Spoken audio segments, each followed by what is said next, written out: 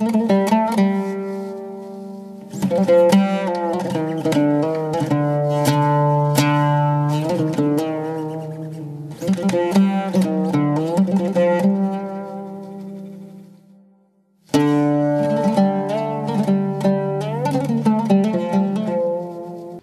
لله رب العالمين، والصلاة والسلام على خاتم الأنبياء والمرسلين سيدنا وحبيبنا محمد وعلى آله وأصحابه أجمعين. ئیمانداران و خواناسانی بەڕێز،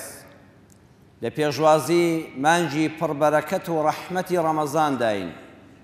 بە ئومێدی خوای پەروەردگار هاتنی ئەو مانگە پڕ ڕەحمەتە، ڕەحمەت و بەرەکەتی خوا دەبێ بەسەر دڵ و دەروونماندا، بەسەر ماڵ و حاڵ و کەسابەتماندا. نوێبوونەوەی ئیمانەکەمان دەبێ و لە پێشوازیشیا دەڵێن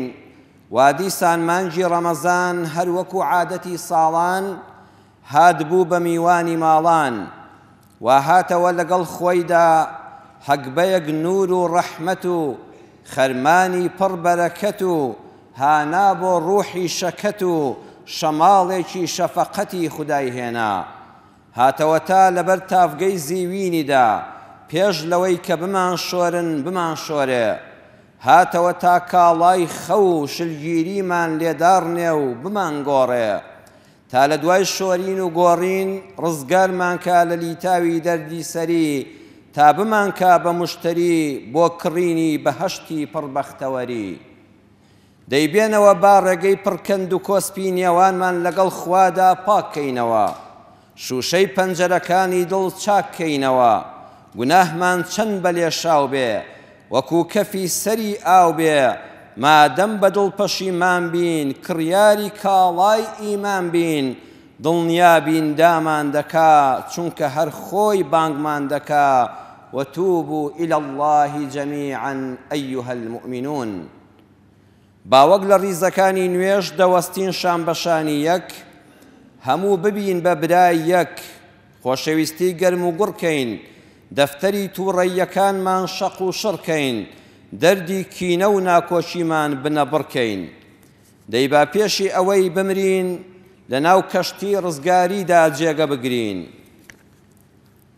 دەی با پێشی ئەوەی بمرین لە ناو کەشتی ڕزگاریدا جێگە بگرین،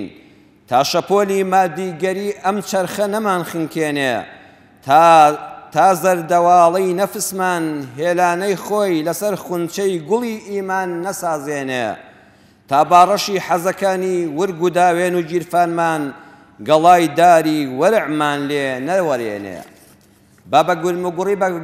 بەدەم بانگەوازەکەی ئەڵڵاوە بچین کە دەفەرمێ یا ئەیها الذین آمنوا كتب عليكم الصيام كما كتب على الذين من قبلكم لعلكم تتقون.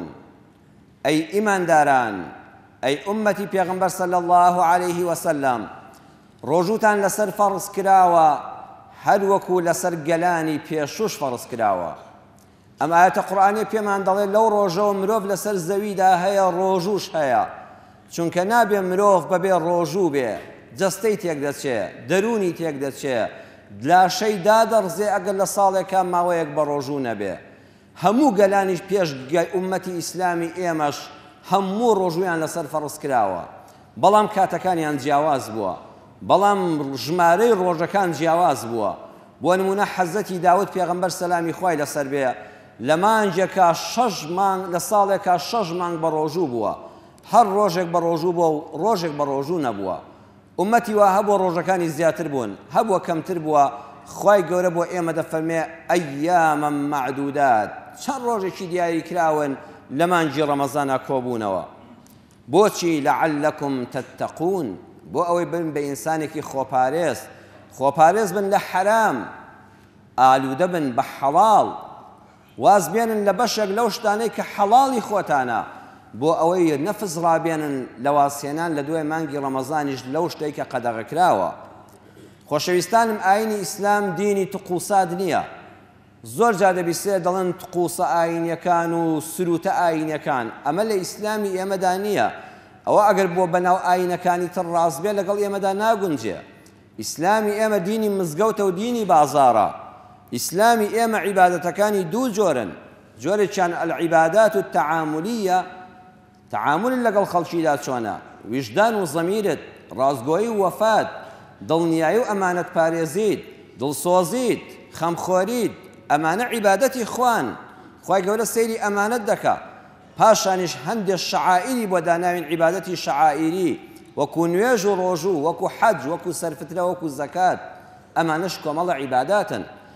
بەڵام زانایان فەرموویەنە أن العبادات التعاملية أصل فإن صحت معها العبادات الشعائرية. عباداتی تعاملی وەکو ڕازگۆیی و ئەمانەت پارێزی، وەکو دەستپاکی و داوێن پاکی، وەکو بەوەفایی و ویژدان زیندوی، ئەمانە ئەسڵن. ئەگەر ئەمانە تێدا بوو ئەمجا بەڵگەیە لەسەر ئەوەی خوا نوێژ و ڕۆژوەکەی لێ قبوڵ کردووی. عیبادەتەکان بەڕێزان ئەم نوێژ و ئەم ڕەمەزانی ئێمە لە پێشوازی داین وەکو شەحنی پاتری وایە. ها پاتریەک دێنی شەحنی دەکەی، پاتریەکە خۆی هیچ نییە، بەڵام دەبێت کاراکەر بێ بۆ جیهازێک ئیشی پێ بکەیت. تۆ با پاتریەکەت هەلفول بێ، ئەگەر جیهازێک ئیش پێ نەکا قیمەتی ئەو پاتریە چییە؟ ئەم نوێژ و عیبادەت و ڕۆژووی ڕەمەزانەش شەحنی پاتریەکەمان دەکاتەوە. لەم نوێژ بۆ ئەو نوێژ خوای گەورە ڕۆژی 5 شەحنی پاتری تۆ دەکاتەوە. لەم هەفتە بۆ ئەو هەفتە دەبێت ئەم جومعەیە شەحنی ئیمانەکە دوا بەرزکاتەوە بەشی 7 ڕۆژت بکە. ساڵانە یەکجار شەحنێکی کامل بکرێەوە لە ڕەمەزانە، لە عمریشا لە حەجە ئینسان پاک بێتەوە شەحنەکەی وەرگرێ. بەڵام ئەم شەحنە لە بازاڕەکەدا ڕەنگ بداتەوە، لە دەرگا ماڵەکەتا ڕەنگ بداتەوە. مزگەوت وەکو هاتنی تەعلیمات وایە، جەناب لێرە دەی تەعلیماتێک وەردەگری، بەڵام ئەم تەعلیماتە گرنگ وەرگرتنی نییە، گرنگ ئەوەیە لە ماڵەوە چۆن جێبەجێ دەکەی، لە دایرەدا چۆن جێبەجێ دەکەی، لە مەعامەلەیە چۆن جێبەجێ دەکەی. تەلەبەیەک بڕوا مەلزەمەیەک وەرگرێ لە مامۆستایەک، گرنگ وەرگرتنی نییە، چۆن سەعی تێدا کردەوە، چۆن ئیمتیحانی تێداوە. ئەمە دینی ئێمە، ئیسلامی ئێمە مەکەن بە تقوسات، وەڵام مەراسیمە ئاینیەکان، سروتە ئاینیەکان، ئەوانە لەگەڵ دینی ئێمەدا نین. دینی ئیسلامی ئێمە لەناو مزگەوتایە، لەگەڵ بازاڕە هیچ فەرقی نییە، لەگەڵ عیبادەتی نوێژەکەتە، لەگەڵ خێزانەکەتە، لەگەڵ منداڵەکەتە، لەگەڵ دراوسێکەتە، ئەمانە هەموو تێک هەڵکێشی یەکن. جا قورئان دەفەرمێ وأن تصوموا خير لكم إن كنتم تعلمون. ئەگەر بە ڕۆژوو بوون بۆ خۆتان باشترە، ئەگەر بزانن لەکم بۆ خۆتان باشترە، بۆ خۆت باشترە، چونکە یەکەم ڕەزامەندی خوا بەدەستدێنی. پێغەمبەر صلی الله عليه وسلم دەفەرمێ خوا لە حەدیثی قودسیدا فەرموویەتی هەموو کاروکردەوەیەکی بەنی ئادەم پاداشتی دیاری کراوە إلا الصوم، تەنها ڕۆژوو نەبێ، فإنه لي وأنا أجزي به، تەنها ڕۆژوو بۆ منە، غەیری من هیچ کەسێک نازانێت تۆ بە ڕۆژووی یان نا. ئەڵڵا دەفەرمێ پاداشتەکەشی هیچ کەس نایزانێت تەنها خۆم نەبێ.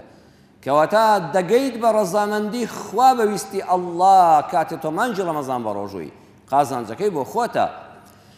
دووەمیان ئیرادەی خۆتت بۆ دەردەکەوێ. خۆشەویستانم چەند خۆشە کاتێ دەگەیتە ئێوارە و پەرداخە ئاوەکەت بەدەستەوە و دەنگە خورماکەت ئامادە کردووە، خۆت بە پاڵەوانێک دەزانی، هەز دەکەی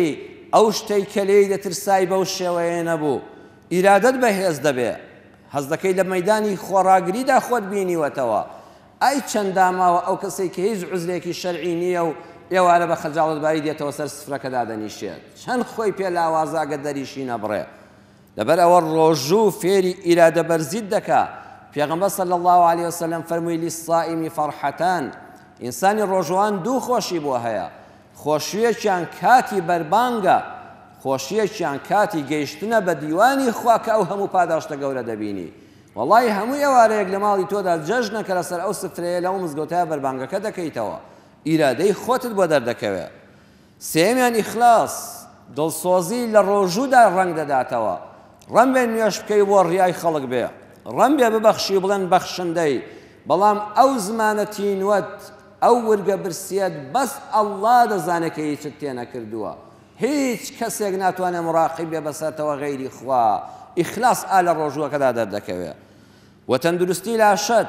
ئەمڕۆی جیهان بەدەست نەخۆشیەکانی قەڵەویەوە، بەدەست نەخۆشیەکانی چەوری و شەکرە و ئەمانەوە دەناڵێنێ. وەڵڵاهی ئەگەر دینیش نەبێ، ئەوە لە تەواوی دنیادا بپرسن، ئەوانەی کە زانان ئەهلی عیلمن، ساڵانە کاتیان بۆ خۆیان دیاری کردووە کە نابێ هیچ بخۆن، نابێ کاتەکە شپێنک بێ، حەز دەکەن زۆر گەرما بێ، ڕۆژەکەی زۆر درێژ بێ، چونکە تۆ تا دەوری نیوەڕۆ مادەیەکی تەواو لە لەشتا هەیە لە سعات یەک بە دواوە ئەمجا جەستە داوای شەکر دەکە هاش ڕۆژ ژانە سەرم گروا خەریکە گەیشتمە نیوەڕۆ ئەوە وەکو جاران جەستە داوای شەکر دەکا و نەتداوەتێ داوای چەوری دەکا و نەتداوەتێ ئامادەیی تێدایە ئالەو کاتەدا فەرمان لە مێشکەوە دەردەکرێ بۆ جگەر ئەی ئەو شەکرەی کە ساڵێکە کۆت کردوێتەوە بیخەوە بازاڕەوە چونکە ئینسان ئەم نیوەڕۆیەکی نەخواردووە تەواوی ئەم شەکرەیە دەچێتەوە بازاڕی خوێنتەوە دەسووتەیە ئەو چەورێکە خەریکە بۆ ڕێەکانی دڵدەگری ئەم ئینسانە خۆراکی نەخواردووە چەند سەعاتێکی زۆرە چەوریەکە بتوێنەوە پێشکەشیکەوە ڕزگارت دەبێت لەو هەموو مەغزەنەی کە تااقەتت کردووە ئەمڕۆ مرۆڤایەتی پێویستی بەو ڕۆژوە هەیە ئینسان ئەگەر لە ڕووی زانستیەوە تێی بگا وەڵڵاهی بەڕاستی بەد لە ڕەمەزان خۆشحاڵە چونکە جەستەت تەندروست دەبێت دێیتەوە باری خۆت چ فرسەتێکی زیاڕینە واز لە جگەرە کێشان پێندرێ ئێستا ڕۆژی بەرەنگاربوونەوەی جگەرە کێشان و نێرگەلەیە ئەو نێرگەلەیە کە بەداخەوە میلەتی کوردی ئێمەی داڕزان خەڵک هەیە هەردوو لچیان لێ کردوێتەوە هەردوو لێویان بڕیوە سەرەتانی گرتووە بە نێرگەلا ئەو کەسانی کەوا ئالوودەی جگەرە کێشان بوون فرسەتێکی زێڕینە تۆ نزیکی 16 سەعات جگەرە نەکێشی یەک هیممەتی بچووک خەبەر خۆت شەوەکە ژمەی کێشە لەو مانگایە ڕزگارت بوو لەو بەڵایە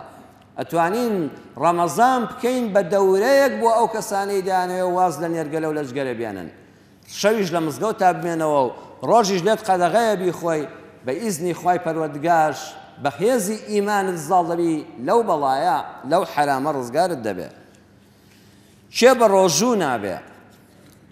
هەر کەسێک تەندروستی بشێوێ هەر کەسێک بەهۆی نەخۆشیەوە نەخۆشیەکەی زیاتر بکە بەهۆی نەخۆشیەوە نەخۆشیەکەی چاک نەبێتەوە دووەم ئەو کەسەی منفعەتێکی قەرەبوو نەکراوەی لەدەست بچێ بەهۆی ڕۆژووەوە هەر کەسێ بەهۆی ڕۆژووەوە شتێکی لەدەست چوو کە تازە ناتوانێت بەدەستی بێنێتەوە ئەم دوانە بۆیان هەیە بە ڕۆژوو نەبن خوای گەورە لە قورئانە لە ئاەتەکانی ڕۆژوودا دەفەرمێ یورید الله بکم اليسر ولا یورید بکم العسر ئەی ئیمانداران ئەو خوای کە ڕۆژووی لەسەر فەرز کردوون ئەو خوایە کار ئاسانی بۆ ئێوە پێخۆشە و حەزی لێ نیە ئیش لە خۆتان قورسکەن بەڕێزان دینی ئیسلام دینی ئاسانکاریە ئەگەر جەستەت ساغ بێ نەخۆش نەبی سەفەری نەبی عوزرەکانی ئافرەتانە نەبێ لە خوشکاندا بڕوا بکە غەدر لە خۆت دەکەی ئەگەر بە ڕۆژوو نەبی فتوای مەلات نەوێ خۆت ئامۆژگاری خۆت بکە بڵێ حەیفە ئەم چارەسەرەم لەدەستچێ حەیفە ئەم پاداشتەم لەدەستچێ بەڵام کەسانێک کە عوزری شەرعیان هەیە ئەویش پێویست ناکە هەموو مەلات دە مەلا بگەڕێ بزانە داخۆت چی پێ دەڵێن خوا کاری بۆ ئاسان کردووی خوا ئیشی قورسی لەم دینەدا دانناوە دەچینە خزمەت پێغەمبەری خوا صلی الله عليه وسلم لصحيح مسلم فرمودكا هاتو للجابري كري عبد الله ودفرمي أن رسول الله صلى الله عليه وسلم خرج عام الفتح إلى مكة في رمضان صالي فتح مكة وآزاد كردني شاري مكة مانجي رمضان بوق أم كاتقر مابو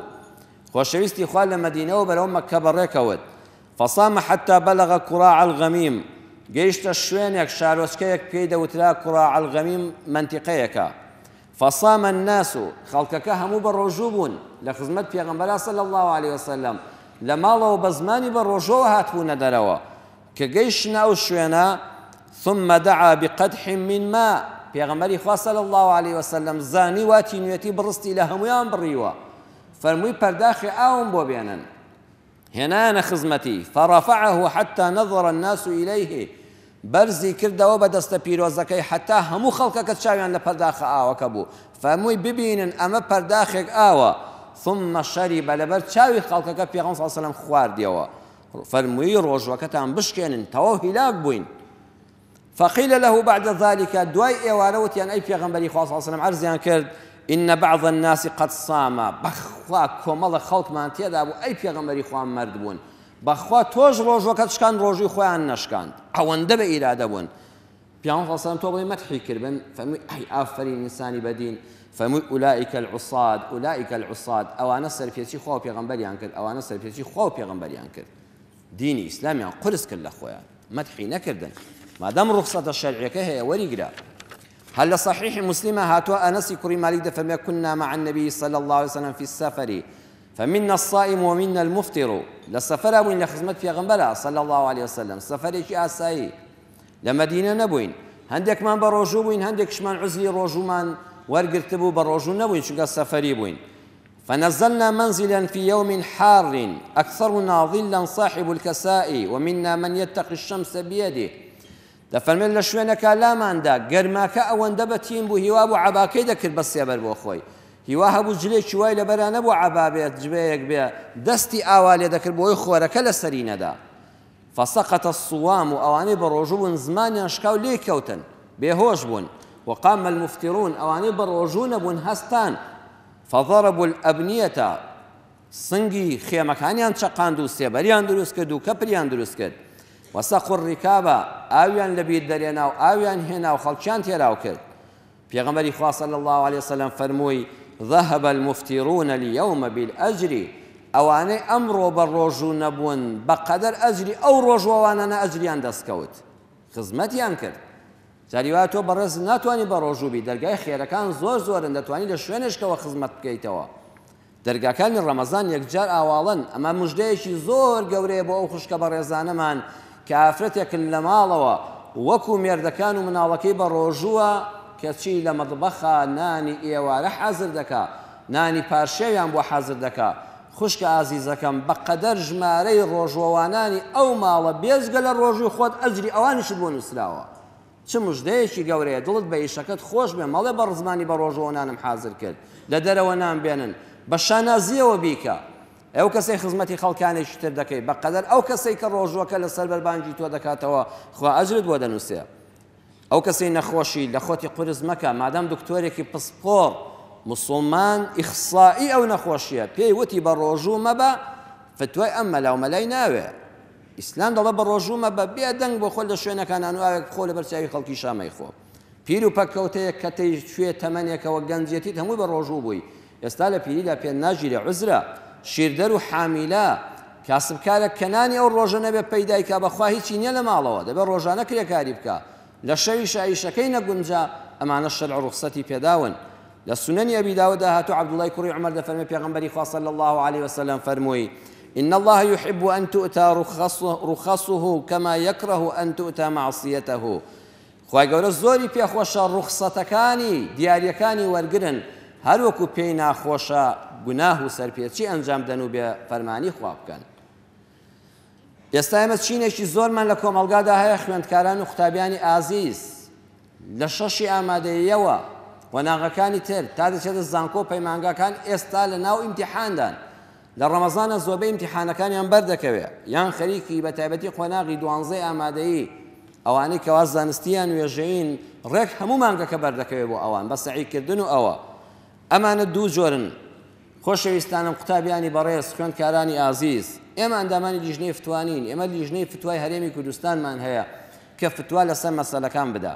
بەڵام زۆربەی پرسیارمان لێ دەکرێت ئەمەی ڕەئی من ڕەئی شەرع نییە ڕەئی وتاربێژێکە فتوای شەرعی دەبێت لە ئەهلی خۆی وەرگیرێ. من بۆ چوونی خۆم دەردەبڕم ئەگە پێکا بێتم لە لای خواوەیە ئەگەر لیژنەی فتواکوتیان ڕاز نییە قسەکەی من ڕاز نییە و هی ئەوان ڕاستە بەڵام ئەمە تێگەیشتنی منە بۆ دین. قوتابیان لە بینی دووشتان عەزیمەت و ڕوخسەت. قوتابیەک لە شی ساغا نەخۆش نییە کارەبای هەیە لەبەر سپلیت و موبەریدەیە ژەمی ئێوارەی مسۆگەر و پارچەویشی بۆ دەکرێت وەڵڵاهی عەزیمەت هەڵبژێرێ و بە ڕۆژوو بێ باشە. سەماشاکە خەڵکانێکمان هەبوو بە ڕێزانکاتی خۆی لەم وەرزانەدا ئەم پیاوە بە ڕێزە بە تەمەنانە بە بیریان دێ لەم مانگەدا دروێنەیان کردووە درونیان کردووە بە ڕۆژوش بوون شوانی لای مەڕ و ماڵات بۆ تا ئێوارە لەو گەرمایە بە نان و دۆش خۆراکیشی وەکو ئێستا ڕازاوە نەبووە عەزیمەتی هەڵبژاردووە ڕۆژوەکەی نەشکاندەوە هەر بەسەری بردووە. تۆ دەتوانی ڕۆژانە جەنابەت زیاتر بخەوی شەو تا پارشێوە بە ئاگاوی و قەرەبووی سەعیەکەت بکەیەوە. ئەمە ئەم کەسانە حتا بۆتان دەکرێت بە ڕۆژوو بن باشترە. دووەمیان کەسانێکن کە جەستەیان بێهێزە بەرامبەر ڕۆژوو ئەوانە دەتوانن ڕۆژوەکەیان بۆ ناگیرێ وەکو يعني أما عزيمتك باجر حديث يقول أما بيني نوا عبد الله أبي درداء فما خرجنا مع رسول الله صلى الله عليه وسلم في شهر رمضان في حر شديد حتى إن كان أحدنا يضع يده على رأسه من شدة الحر. أبي درداء فما خزمت في غنبرة صلى الله عليه وسلم للسفر يكابوين ما انجي رمضان بو أو اندقر ما أبو دست من أوالي ذكر يكتوز قر ما كلا السلمان دور كويتوا دەفەرمێ وما فينا من صائم يكز نبو بتوانە بە ڕۆژوو بێ إلا رسول الله صلى الله عليه وسلم وعبد الله بن رواحة. بخاري مسلم لە صحیحەینا فەرموودەکەیان ڕیوایەت کردووە بەس دوو کەس بە ڕۆژوو بوون پێغەمبەری خوا لەگەڵ عبد الله کوڕی رواحة، يعني مع عزیمەت هەڵبژاردنە ئیرادەیە لەو هەموو خەڵکەدا پێغەمبەری خوا خۆی بە ڕۆژوو بوو و عبد الله کوڕی رواحەش بە ڕۆژوو بوو. لۆمەی ئەوانەشی نەکرد کە بە ڕۆژوو نین، ئازاری دانێن مادام سەفەرن و گەرمایەکی زۆرە. بەڵام قوتابیەک دەیزانی ڕۆژەکەی بۆ ناگیرێ، لە شەوا سەعی بۆ ناکرێ، فێری سەعی ڕۆژە، ئەگەر بە ڕۆژوو بێت لە تینوان و لە برسانە بەڕاستی کاریگەری لەسەردا دەنێ. تخوا ئەو بەڕێزە دوایی با خەتاکە نەخاتە سەر ڕۆژوی ڕەمەزان بڵێ وەڵا بۆیە دەرەجەم نەهێنا بۆیە دەرنەچووم خەتای ڕۆژوەکە بوو. تۆ ساڵێکی 11 مانگ داهاتوو لەبەر دەستایە بۆ قەزای ڕۆژوەکە. پێغەمبەری خوا صلی الله عليه وسلم ئەبی سەعیدی خودری دەفەرمێ لە صحیح مسلمە فەرموودەکە هاتووە لە خزمەت پێغەمبەر صلی الله عليه وسلم ڕۆیشتین بۆ مەککە ئێمەش بە ڕۆژوو بووین. فنزلنا منزلا لە شوێنەکە لاماندا ساڵی فەتحی مەککە. پێغەمبەری خوا صلی الله عليه وسلم فەرمووی إنكم قد دنوتم من عدوكم والفطر أقوى لكم فكانت رخصة. فەرمووی لە دوژمن نزیک بووینەتەوە، هەنگاوانێکمان ماوە و دووسێ خۆناغڕێگامان ماوە، هەر کەسێک دەیەوێ با ڕۆژوەکەی بشکێنێت چونکە جەستەی بەهێزتر دەبێت بۆ بەرەوەم گڕووبوونەوەی دوژمن. دەفەرمێ ئەمە ڕوخسەتێک بوو. فمنا من صام ومنا من أفطر. هەمان و بە قسەی پێغەمبەر صلی الله علیه و سلم ڕۆژوەکەی شکان بۆی بەهێزتر بێ، هەش بوتی لاواز نیم و خۆم ڕادەگرم هێشتا دوژمنەکە نەگەیشتووە دەستەرم، لەو کاتەدا ڕۆژوەکەی گرت. پێغەمبەری خوا بە هیچیان نەیفەرموو غەڵەتت کرد، ئەوەی ڕۆژوەکەی گرت عەزیمەتی وەرگرت، ئەوەی کەوا نەیگرت شکاندی ڕوخسەتی وەرگرت. دەفەرمێ ثم نزلنا منزلا آخر. هەندێکی تر ڕۆیشتن و لاماندا کاروانی مسلمانان خستیان. فقال إنكم مصبحوا عدوكم والفطرة أقوى لكم فافطروا. فەرمووی هەر بەیانی دەگەینە ڕوبەڕووبوونەوەی دوژمن، شەڕ دەست پێ دەکا و مەیدانە، مەیدانی ڕوبەڕووبوونەوەیە. ئەگەر بە ڕۆژوو بن بەهێزتر دەبن، با مسلمان بەرامبەر بە کافران نەشکێ و ئیسلامی پێ لەکەدار نەبێ، ڕۆژوەکەتان بشکێنن هەموو شکاندمان. واللهی ئیمتیحان لە شەڕ ناخۆشترە، هەر وشەی تاقیکردنەوە بۆ خۆی سامێکی تایبەتی هەیە. مادام کە ئەو ڕۆژە نزیک بوویتەوە دەتوانی ئەم فەرموودەیە بەکاربێنی. ئەگەر زانیت بەڕاستی چۆکت پێدا دەدا و ئەم تینوێتی و برسێتیە هۆکارێکە بۆ لاوازبوونت بۆ ئەوەی مێشکت ئەگە مێشک ئاویشت زۆر نەخواردەوە تەقریبەن لە کار زۆر دەوەستەیە، زانیت بیرکردنەوەکەت بۆ ناکرێ، زانیت لە ئیمتیحانەکە دەرناچی، دەرەجەی باشت بۆ نایە، ئەزیزم لەسەر ئیسلامی حساب مەکە. ڕوخسەتێک وەرگرە بە ڕۆژوو مەبە، بە بێدەنگ نوێژ و عیبادەتی خۆت بکە، لە شوێنێکی ئاشکرادا شت مەخۆ، بە ئیزنی خوا نێت بێنە بڵێ خوا یارمەتیم دەی و لە ئیمتیحانانە بە سەرکەوتووی ڕزگارم بێ، ئینشاءڵڵا لە یان زەمانجی داهاتوودا قەرەبووی دەکەمەوە نێتی گرتنەوەت لە دڵا بێ. ئەو نێتە خوای پەروەردگار پێی ئاگادارە. ئێستا خۆشەویستانم ئێمە لە پێشوازی ڕەمەزاندا لە کاتی ئیمتیحانی ڕۆڵەکانمان داین. ئەم چەند خاڵە بەواجبێکی دینی دەبێ بزانین. یەکەمیان خێرەومەندانی ئەم شارە خۆشەویستە، خێرەومەندانی هەموو شارەکانی کوردستان، ژمارەیەکی زۆر لە قوتابیانی داخلی لە شارەکەتاندان، لە شارەکاندان کە دوورن لە باوکو دایکیانەوە، کە کەسانێکن لە کوڕان و لە کچاندا لە وەختی ئیمتیحانێکی قورس و گەرما و ڕۆژوودان، وەڵڵی مەردایەتی بکەن خێرێکی گەورەتان دەگاتێ، خێرێکی گەورەیە ئێوارە مەنجەڵێک خواردنت بۆ خۆت ئامادە کردو بیکە بەدوو لە بەرخوا، با 5 تەلەبەی تریش ئێوارە نان حازر نەکا و ئەگەر ئەهلی ڕۆژوە و دڵنیاش بە زۆر بیان بە ڕۆژوون بار بەربانگ لەسەر نانەکەی تۆ بکاتەوە. بەخوا تەلەبە کە زانی ئێوارە بەربانگێکی چەور و مسۆگەری هەیە، پارشێویشی مسۆگەرە عەزم و ئیرادەی بەهێزتر دەبێت بۆ ڕۆژوەکە لە هەموو کۆڵانەکە خانوویەکەیە کە تەلەبەی تێدایە. ئەوە تەلەبەکانی داخلی بۆ خۆمان دەزانین هەموو شارڕێیان ناسێ لە کوێن، حەق وایە خەڵک بە سارەکەی خۆی سەرە بگرێ، بەخوا فرسەتێکی زێڕینە، ئەو مەنجەڵەنانەی تۆ دەی خۆی دڵنیا بەخوا بەرەکەتی تێدەخا. ئەوانەی کە مەطعەمتان هەیە 11 مانگ بۆ خۆت کارت کردووە، ئەم مانگە وەرە بیبەخشە بەخوا، مەشی بە لە مزگەوتان خەڵک بەربانگی لەسەر بکاتەوە. هەر یەکێک لە ئێمە کە دەچێەوە ماڵەوە خوای گەورە پاروێنانی داوە لەگەڵ خێزان و منداڵ تابی خۆی، پێویستی بە ئەوانەی مزگەوتی ژنیە بیبن بۆ ئەو قوتابیانە لە کوڕان و لە کچان کە تەلەبەی داخلین، کە خەڵکی شارەکانی ترن، کە غەریبن، کە توانای دروستکردنی خۆراکیان نێ بە زمانی بە ڕۆژوو کاتی ئیمتیحانەوە، وەڵڵاهی ئەجرێکی گەورەتان دەگاتێ. ئێوە کەسانی کە عەمرە دەکەن هەیە هەموو ساڵێک دووسێ عەمرە دەکات، دوو عەمرە دەکات، باوەڕتان بێ لەم ڕەمەزانەدا بێنی ئەو پارەیە بدەی بە خۆراک و بیدەیتە ئەو تەلەبانە لەو عومرەیە خێری زیاترە. ئەوانەی کەوا بۆ خۆیان لە کاتێکا پێدەگا ئەم تەلەبەیە ڕۆژگارێک یادی تۆ دەکاتەوە کە ڕۆژگارێک تۆی بەڕێز بووی خواردنت بۆ بردووە. من بۆ خۆم بەندە فەقێ بووم لە مزگەوتێک لە سلێمانی، ساڵی گرانی نەوەتەکان بوو، مامۆستایەکی بەڕێز ئێستاش لە ژیاندایە و تەفسیری حەدیسەکانی پێغەمبەری صلی الله علیه و سلم کردو، مامۆستا نووری فارس حەمەخان. ماڵی لەو گەڕەکەوە نەبوو کە ئێمەی تێدا بووین چەند فەقەیەک، هەموو پاشێوێک لەو گەڕەکەی خۆیانەوە بەبێ سیارە بە پێ مەنزەڵی خواردنی بۆ ئێمە بۆ فەقەیانە دێناین، بە ئەدەبەوە هەڵی دەستاندین، نانەکەی بە گەرمی لەبەر دەمدا دەناین. ئەوە بۆ پاشێو ئێوارەی تریان بە زمانی بە ڕۆژەوە لەو گەڕەکەی تریانەوە لە مامۆستایانەوە دەهات بۆ مزگەوتەکەی ئێمە بۆ ئەوی خواردنەکەمان بە گەرمی بۆ دابنێ. کاتێک کە بەندەی بینیەوەتم من قوربان ناناسیوتی نەوەڵاوتم من ئەو فەقەیەم لەو مزگەوتەدا هاها فڵان ساڵ 30 شەوی ڕەمەزان خواردن بۆ هێناین فرمێسک بە چاویاتە خوارەوە. هەموو ئەوەی کە من بە تۆی بڵم ئەو ئەجرەکەی بەردەوام بۆ دەڕوا، چونکە کاتێکەوە بەشداری لەو خێرەدا کردووە کە من دوو کەلیمەی خێر فێر بووم. ئەو تەلەبێت بێتە دکتۆرێک دەبێتە ئەندازیارێک هەستی خێرەومەندی تیا دروست دەبێت، بیر دەکاتەوە تۆ بووی کە لە داخلیدا خواردنت بۆ برد، دڵنیا بە ئەویش ڕۆژە مەنزەڵی خواردن بۆ تەلەبەیتت دەباتەوە. ئەم سەدەقەیە بەجاری دەڕوا. ئەمە زۆر بە هەند وەرگرن، هەمومان دەزانین بە ڕۆژوو بین، هەمومان دەزانین هەندێک ببەخشین، بەڵام ئەم بەخشندەیە لە پێش هەمووانەوەیە.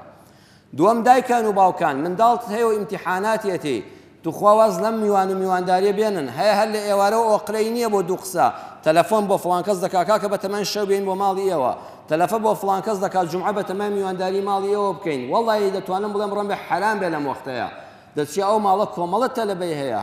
هەموو خانوێک سێقات و چوارقات نییە ژووری تایبەتیان هەبێ، ئەو مناڵانە دانیشتون سەعیان هەیە تۆ نایاڵی سەعیەکەیان بکەن. لەو وەختە ئادەی بەسەریانە و تانیوە شەودا دەنیشی مناڵەکە ئەوەی دەشیزانە لە بیری دەچێتەوە. واز لە میوانداری بێنن، تەلەڤیزۆنەکەت بکوژێنەوە کۆنتڕۆڵەکەی بشارەوە، چ خێرێکمان لەو تەلەڤیزۆنانە بینیوە. وازی لێبێنە ئەنتەرنێتەکەت بکوژێنەوە، ئەم ئەڵقانە واز لێبێنە، هەیە 2 ساڵە بەدیار ئەڵقەیەکی تورکیەوە دانیشتووە، هەر لەبەر ڕەمەزان و لەبەر خاتی منداڵەکانت بیکوژێنەوە گە تۆ سەیری نەکەی منداڵەکەش و کچەکەش و کوڕەکەش سەیری ناکە، با بە مێشکێکی ئارامەوە سەعیەکەی بکە و هیچ شتێک لە ماڵەوە باز مەکە. سێم مامۆستایانی بەڕێز و خۆشەویست و نووری چاومان، ڕەچاوی بارودۆخی سیاسی و ئابووری و دەرونی ئەم کاتەی کوردستان و ئەم مانگی ڕەمەزانە بکەن بۆ قوتابیەکانتان، پرسیاری ئاسان و ڕوونیان بۆ بێننەوە. مامۆستای زیرەکە و مامۆستایانە پرسیارەکانی مەتەڵ بن، هێندە قورس بن. هەر مامۆستایەک زۆرترین تەلەبەی دەرچێ مامۆستایەکی سەرکەوتووە، هەر مەکتەبێک کەمترین تەلەبەی دەرچێ نیشانەوەی مامۆستاکانی فاشلن، هەر میلەتێک بێدین بێ نیشانەوەی مەلاکانی باش نین، هەر میلەتێک ناڕازی بێ نیشانەوەی سەرکردەکانی لە سیاسەتدا فاشلن. توی مامۆستا فاشل مەبە، پرسیارەکان بزانە و بارودۆخی کوردستان لە چ وەزعێکی سیاسی و دەرونی خەڵکی نائارام و اقتصادێکی ڕووخا و قەیرانێکی دارایی و مانگی ڕەمەزانیش خەڵک بە ڕۆژووە، با پرسیارەکانتان مراعاتی حاڵی ئەوەی تێدا بێ. تۆ لەو هەموو مەسافەیە مهم وەیە علمت دابێ بە قوتابی، خەیچەکە ئەگەر ئیمتیحانەکان تۆزێ سانابن، ئەم فێر بوو بێ تازە فێر بووە، فێریش نەبێ ئەگە دەریش چێ فێر نەبوو بێ سوودی نییە. ئیمتیحانەکان بە ئیزنی خوای گەورە ئێوەی مامۆستایانی عەزیز هەرگیز درێخیتان نەکردەوە، دەستخۆشیتان لێ دەکەین و دوعای خێرمان هەیە، بەڵام تخوا مراعاتیان بکەن، بە تەشدید دەرەجە دامەنێن، تۆزێ تەسهیلات بکەن بەبێ جیاوازی بۆ هەمووان. چوارەمیان با هەمومان هاوکاری خوێندکاران بین. برایانی بەڕێز خوشکانی مسلمان، لە وڵاتێکی وەکو کۆریای باشوور ئێمە دەبێت چاو لە نمونە جوانەکانی وڵاتان کەین. لە کۆریای باشوور کاتی ئیمتیحانی سەری ساڵ هەموو دائیرەیەک مەکتەب سەعات 8 دەست بەکا بە ئیمتیحان، سەعات 9 دەبێت دائیرە بکرێتەوە، تا سەعات 9 هیچ دائیرەیەک ناکرێتەوە. بۆ ئەوەی خەڵک بە یەککەڕن نەچێتە سەر شەقام و ژاوەژاو بۆ دەنجی بۆ مێشکی قوتابیەکان دروست نەبێ، حتا تەلەبە دەچێتە قاعەی ئیمتیحانەوە دادەنیشێ دەرگای دائیرەکان ناکرێتەوە لە کاتی ئیمتیحانە، بۆ ئەوەی ئەو خەڵکە نەڕوا بۆ سەردەوام، کەمترین سارە بڕواتە سەر جادا مێشکی قوتابی پێمەشغوڵ نەبێ. چه ئادابێکی جوانە. لە کاتی ئیمتیحانی سەری ساڵە لە کۆریای باشووردا ئەو وڵاتی کە پێشکەوت هیچ تەکسیەک پارە لە تەلەبە وەرناگرێ، هیچ ماتۆڕێک کە نەفە دەگوازێتەوە بۆ حاڵەتی زەرور پارە وەرناگرێ. توخوای ئەمە چەند جوانە لە کوردستانە بەڕێزان، تەکسیمانەیە لە مانگی مەولود ئەم کارە دەکە دەستی خۆش بێ، بەس چەند گەورەیە ئێمە لەم مانگە ڕەمەزانەدا لەم کاتی ئیمتیحانەدا تەکسیەک تەلەبەیە دەستی لێ ڕاگرۆتی بمگەێنە کولیەکەم، بمگەێنە ئامادەیەکەم ئیمتیحانم هەیە، بڵێ بەڕێزەکەم دوعایەکی خێرم بۆ بکە و خوا یارمەتی داوی ئینشەڵڵا سەرکەوتوو دەبی کرێم لە تەلەبە ناوێ ئەزانێ ئەو تەلەبەیە چەند دڵی پێخۆش دەبێ ئەزانێ ئەو میلەتە خەمخۆریەتی تۆی تەکسیش خوا لە دەیان بەڵا لا دەدا با ئەمە بکەین بە کولتور هەر ئەمڕۆ ناوی خوای لێبێنە بەیانی کە ئیمتیحانات دەست پێ دەکا بڵێ خوای جیان وعد بێ هەمووی دووسێ تەلەبە جاری وایە دەست دەکەوێ چەند لە دوای نیوەڕۆ پارە وەرگرە چونکە ئیمتیحانات کۆتایی پێدێ بەڵام ئەوەندەی بەیانەکەی بە فرسەتی بزانە ئەو تەلەبەی گواستەوە پارەی لێ مەستێنە قوتابیانە هەست دەکەن ئەم میلەتە ڕۆڵەکانی ئەهلی زانستی چەند خۆش دەوێ ئەوانەی کە دەڵێن خوێندن هیچ نییە ناتوانە ساردیان بکەنەوە قوتابیانی ئێمەش خوێندکارە خۆشەویستەکانمان یەکەم گەشتبین بن بە ئیزنی خوا نەڵێ ڕەمەزانە و ئیمتیحان کەوتەیە ئێستاوە وەڵڵی بە بەرەکەتی ئەم ڕەمەزانە خۆی گەورەی ئینشەڵڵا کار ئاسانیتان بۆ دەکا گەشتبین بەو لە ئیمتیحان مەترسە ئیمتیحان سام و هەیبەتی خۆی هەیە بەڵام زۆر بە گەشتبینانە و پشت بەخوا بەرەو هۆڵی تاقیکردنەوە بڕۆ دووەمیان مۆبایلەکەت بکوژێنەوە ئەنتەرنێتەکەت بکوژێنەوە ئەوانە ماڵوێرانکردن بۆ قوتابی خوێندکار بیکوژێنەوە وازی لێبێنە نە تەلەفۆنت بۆ بکرێ ئیلا لە حاڵەتی ضرور نەبێ نە ئەنتەرنێت بەکاربێنە ئیلا بۆ زانکۆ نەبێ سێم لە پارک و شوێنی سەوزدا لە باخچەی ماڵەکەتدا لە پارک و حەدیقەکاندا سعی بکەن حەقی خۆیەتی دەستگاکانی وەزارەتی ناوخۆ ڕابسپێردانەیە لەم وەختی ئیمتیحانەدا غەیری قوتابی پەیمانگا و زانکۆ و ئامادەیی هیچ کەسێکی تر مافی نەبێ بچێتە شوێنە گشتیەکان و پارکەکاندا با ئەمانە بۆ تەلەبە بن چونکە بە پێی زانستی دەروونناسی لە شوێنی سەوزاییدا سعی بکەی دەروونت زۆر ئارام دەبێتەوە مێشکت فراوان دەبێت سعیەکەت باشتر بۆ دەکرێت باشتر لە دەرسەکە حاڵی دەبی ئەوەتانە هەموو دکتۆرەکان و ئەوانەی مزەمید و معاونی طبین لە کاتی نەشتەرگەریدا بینیوتانە هەموو جلی چۆنیان لەبەرایە لەم سەری دنیا بۆ ئەو سەری دنیا هەمووی جلەکەی سەوزە یعنی ئەم نەخۆشە هەر کە چاو دەکاتەوە چاوی بەم ڕەنگە سەوزە دەکەوێت دەرونی ئارام دەبێتەوە لە یەکێ لەو راپۆرتانیدا خوێندومەتەوە پردێکەیە لە لەندەن پێڵان بلاک فراید ئەم پردە بەرزە ساڵانە خەڵک خۆی لەسەر فڕێداوەتە دەرەوە خوارەوە خۆی ئینتیحار کردووە ئەڵە مانگی وا هەبووە 10 کەس خۆی لەسەرەوێ کوشتووە هاتن ڕەنگێکی سەوزی کاڵی جوانیان لێدا و بە گۆڕ ڕازاندیانەوە ڕێژەی خۆکوشتن کە دەچوە سەرەوێ خۆی بکوژیان بەو سەوزاییوە ئارام دەبەوە هاتە مانگی 1 کەس بۆ 2 کەس 8 کەس ڕێژەکە هاتە خوارەوە لەبەرەوە لە پارکێکی ڕازداوەدا لەناو سەوزاییەکە لە لای فوارەیەکی ئاوە سەعی بکەی بە ئیزنی خوای گەورە مێشکت فراوانتر دەبێت ئەگەر شتێکت لێ عاسی بوو بۆت حەل نەدەکرا سعی خۆشت کردبوو هانا بۆ خوا بەرە بڵێ یا ئەرحەم الراحمین بە هانامەوە بێ یا علیم علمم زیاد بکەی و دەرگای ڕەحمەتی خۆتم لێ بکەیەوە دکتۆر محەممەد ڕاتب نابلوسی دەڵێ ناسیاوێکم لە غەربا لە وڵاتانی ئەوروپەدا خوێندکاری دکتۆرا بوو لە بەشی بیرکاریدا 4 ساڵ بوو ئەتروحەی دکتۆراکەی خەریک بوو هاوکێشە کیمیاییەکەی کێدای ڕشتە بوو تەوازن دەرنەدەچوو ئاخری سەرپەرشتیاری نامەکە پێیوت وەڵڵی ئەگەر بابەتەکەت بگۆڕی باشترە بیگۆڕە و سەر لە نوێ دەست پێ بکەوە یعنی 4 ساڵی تەمەنت بە فیڕۆچوو ئەمە حەل ناکرێت ناگاتە ئەنجام ئەڵە سوێندی بۆ خواردم وتی دەستنوێژم هەڵگرت و چوومە مەزگەوتێکەوە لە ماڵی خوادا سوزدەم بۆ خوا بردوتم خوای گەورە ئەی عەلیم و زانا ئەی سەرچاوەی هەموو زانست و زانیاریەک یا ئەڵڵا دەرگای ڕەحمەتم لێ بکەیتەوە کارم بۆ ئاسانکەی ئەڵێ وەڵڵاهی لە نوێژەکە بوومەوە لە مزگەوتەکە چوومە دەرەوە هاوکێشەکەم بۆ حەل و ئەنجامەکەی دروست بوو ڕزگارم بۆ ڕەنج بە خەسار نەبووم تۆش بە بسم الله الرحمن الرحیم یەکەم ڕوشە دەست پێ بکە ناوی خوا بێنە و پشت بە خوا ببەستە مادەم سەعید کردەوە هەوڵی خۆتت داوە بە ئیزنی خوای گەورە خوا کارت بۆ ئاسان دەکات ئەی میلەتی بەڕێز ئێمەش نەڵێین ڕەمەزانە لە ڕەمەزانە بەداخەوە دیاردەیەکی ناشیرین هەیە لە ناو ئێمە میلەتی کوردە ئەویش ئەوەیە بە 1 کەڕەت پەلاماری بازار دەدەین هەروتیان ڕەمەزانە گرانی دێ بەعکسەوە دەبوو بێگەوتیان ڕەمەزانە هەرزانی بێ خۆ تۆ ژەمێکت تەرک کردووە بەخوا پاشەویش بەقەدر بەیانیانی جاران ناخۆی کەچی بەعکسەوە یەکسەر کەوتیان ڕەمەزانە هەموو شتێک گران دەبێ ئێواران ئەو خەڵکە چۆن پەلاماری شت دەدا نیوەی هەر دەڕژێ و ئازانی نەفس هەمووی دەخوا حەق وایە وانە بین حەق وایە خۆمان بناسین ئەوەی دەیکڕی 1 ڕبعی 1 لەسەر 4 بکڕە بەخوا بەشی ئەو ئێوارەیەت دەکا بۆ ئێوارەی داهاتوو شتێکی تازەتر دەکڕێ و لە سەلاجەکە تا هەڵی مەگرە با موسڵمانشکە سوودمەند بێ با بازار قۆرەخ نەکرێ ئەو میلەتانی کە پێشکەوتن بە ئەم ئەخلاقە پێشکەوتن وڵاتێکی وەکو یابان لە 11 ئازاری 2011 معلومی جەنابتانە کە بوومە لەرزە بەهێزەکە لێیدا کە تسونامی هەستا بە یەک چەند دەقەیەک نەگەیشتە ماوەی سەعاتێک 15400 کەسیان خنکاو مرد بە هەزاران خەڵکیان ژێردار و پەردووکەوت و بێسەر شوێن بوو یعنی ماڵ نەما کەچی هەموو کەناڵی ڕاگەیاندنی دنیا کە کامیراکانیان چۆوێ سەریان سوڕما لە ئەخلاقی ئەو میلەتەی یابان نەپاڵ خواردن تەوزیع دەکرا منەظەماتی ئیغاساتی عالەمی دەچوو بۆ لایەن نە کەسێ پاڵی بە کەسەوە دەنا نە کەسێ سەرەبڕی دەکرد نە کەسێ هاواری دەکرد نە کەسێ بەشی دوو کەسی وەردەگرت یەکێکیان دەیگوت فۆرمی خۆراکت پێیە و هەویەکانت چەند کەسن 5 کەسن ئەیگو خۆراکی دوانم بدەیە دەیگو بۆ ئەیگو بەخواستێ کەسەکەی ترمان دیار نەماوە با خۆراکی ئەو وەرنەگرم نەیدەگو هی هەر پێنجەکەم دەیە هەویە ئێستا خەڵک هەیە بایعی مردوو دەخوا لە ناو موسڵماناندا ڕەمەزانەوە مردووەکەی هێشتا نەمراند و بایعەکەشی وەردەگرێ هەیە معاشی بندیوار وەردەگرێ و خۆشی بە موسڵمان دەزانێ ئەوە میلەتێکن ئەو یابانە بۆ پێش دەکەوێت بۆ تۆ دوا دەکەوێت هی ئەو ئەخلاقەیە کابرا وتێتی ئەو نەفەرانم دیار نین کە دیار نین حیسەی ئەوانم ناوێ با قانونیش بمداتێ نەچوو سەرە بڕی بکە نەچوو داوا بکە نەچوو دەنگە دەنگ بکە دەڵێ ئەو هەموو خەڵکە کامیرامانە بە دیاریانەوە ئەو خەڵکە چەند بە ئەدەبەوە چەند بە ڕێزەوە چەند بە حەقی خۆی بەس بەشی ئەو ڕۆژەی وەردەگرت و خەمی بەیانی نەبوو ئێمەش لە ڕەمەزانەوە بکەین بازاڕەکان لوژ نەدەین وابزانی ئەمڕۆ هەر تێر ناخۆی لەسەرەوە سفرەیە نەخێر یەک لەسەر چواری بکڕە بە زەمانەوە لێشت زیادە پاشانیش بازار ئەو قەڵەباڵغی بۆ دروست نابێت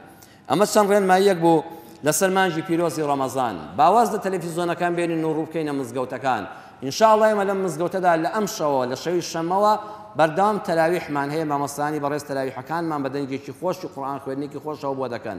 بەندەش لە خزمەتتاندا دەبین زنجیرە باسێکمان هەیە ئەم ساڵ لە ئەم شەوە یەکەم ئەڵقەی تۆمار دەکەین نیو سەعاتێک جار هەیە بە دیار یەک فلیمەوە دانیشتووی سەعاتێک نازانی باسی چی دەکا باسی مناقەشەی دوو کەس دەکەی کە بۆ خۆشی نازانێ باسی چی دەکا یەکیان بەکرێگیراوی ئەم حیزبە یەکیان ماستاوچی ئەو حیزبە تۆش لەو بینە سەرە لێ دەشەوێ نازانی کامیان ڕاست دەکەن واز لەمە بێنە هیچ سوودمان لێ نەبینی وەرە لە ماڵەکەی خوادا دەقە بە دەقە بە عیبادەت بۆت حسابە دەقە بە دەقە تۆ لە عیبادەتی خوادای یەک سانیە لەم مزگەوتەیە دانیشە ئەو حیسابی بانقی قیامەتە فول دەبێت دەڕوا وەرە دانیشە گوێ لە وتارێک بگەڕێ لە دوای تەراویحی ڕەمەزان شەوانە ئینشاءڵڵا وتارمان هەیە بەویستی خوای پەروەردگار و خوا ڕەحم بە حاڵی هەموو لایەکمان بکا و ئەم ڕەمەزانە بە خێر و خۆشی و پڕ بەرەکەت خوایە بەسەرماندا بێ یا ڕەبی خوایە مانگی ڕەمەزان بکەی بە مانگی و نوێبوونەوەی ئیمانمان خوایە مانگی ڕەمەزان بکەی بە شیفای دڵ و دەروونمان بیکەی بە شیفای نەخۆشیەکانی لاشەمان یا ئەڵڵا یا شافی هەر کەس نەخۆشە خوایە شیفای بدەیت خوایە هەر کەس دڵ بە خەمە دڵخۆشی کەی هەر کەس نەخۆشی دەرونی هەیە ڕەحم بە حاڵی بکەی یا ئەڵڵا ڕزگاری کەی هەر کەسێ دەستکوت و نەدارە خوا دەرگای ڕزق و ڕۆزی لێ بکەیەوە لەم خەیرانە ئابووریە و لەنەو ئەم گەندەڵیە خوا دەرمان بێنی و ڕزگارمان کەی بەرپرسەکانمان بە ئاگا بێنەوە بە حاڵ بەزەیەکیان بە حاڵی ئەم میلەتە موسڵمانەدا بێتەوە لەناو خۆماندا تەبامان کەی و لە پیلانی دەرەکی بە دوورمان کەی یا ئەرحەم الراحمین هەر کەسێ داواکاریەکەیە خوایە بۆی ئاسان کەی خوایە ئەو کەسانی داواکاریان هەیە لە قاپی ڕەحمەتی تۆدا خوایە بۆیان ئاسان کەی یا ئەڵڵا یا عەلیم ڕەحم بە حاڵی قوتابی و خوێندکارەکانمان بکەی و سەرکەوتویان کەی خوایە کاریان بۆ ئاسان کەی خوێندنیان لەلا ئاسان کەی لە ئیمتیحانە سەرکەوتویان کەی یا ڕەبی خوای پەروەردگار ئەو پێشمەرگە بەڕێزانە دیندارانە دەستنوێژانەی بە زمانی بە ڕۆژەوە دیفاع لەم خاکی کوردستانە دەکەن خوایە تۆش بیان پارێزی ڕەحم بەو ئاسایشە بەڕێزانە بکەی کە بە زمانێکی شیرینەوە خزمەتی ئەم میلەتە دەکەن ئەو پۆلیس و پۆلیسی هاتوچۆوانەی کە بەو گەرمایە هاتوچۆکانمان بۆ ڕێک دەخەن ئەجریان زیادکەی بیان پارێزی و ڕەحمیان پێ بکەی عاقبەتی هەموو لایەکمان بەخێرکەی ئامین ئامین والحەمد لله رب العالمین